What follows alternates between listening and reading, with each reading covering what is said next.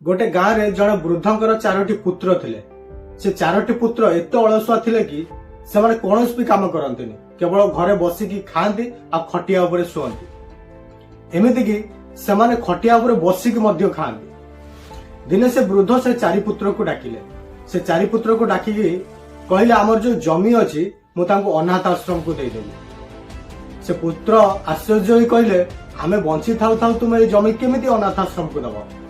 से वृद्ध कहले तुमे तो जमी रे किछि काम करना, केवल पड़िया पड़िकी रही, ताठू भल हम अनाथ आश्रम को देदेले से माने किछि आदरे काम करके चलिबे।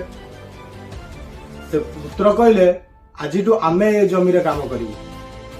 से वृद्ध कहले ठीक अछि, तुमे जदि ए जमी रे काम करिया पई चाहछो मु तुमको ए जमी दबा पई राजी अछि, किंतु गोटे शर्त रे, जदि तुमे गोटिए दिन फुल काम करी देखे देला मते ताने मु तुमको ए जमी हस्तांतरित करिया पई राजी अछि।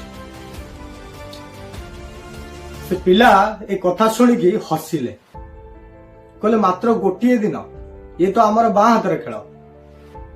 तापर दिन समस्ते बिल को गले। बिलर जाकि जिते काम कले समस्ते घंटा देखिले, समय होउनी कहीं, एते समय केमिति लागुची, समय जाउनी कहीं, बारंबार से घंटा देखुता।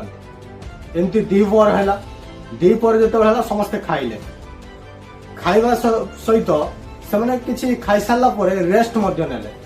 जिते रेस्ट नेले सेतेबेले सेमाने सोई पड़ी, उठिला बेलू संध्या 6टा हो सारा। से पिला माने जिते उठिले बापा तांको देखिकी हसिले।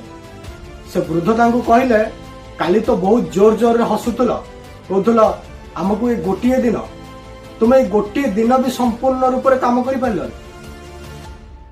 आजिकालिका पिला मानक भीतर भी ये घटी थाए।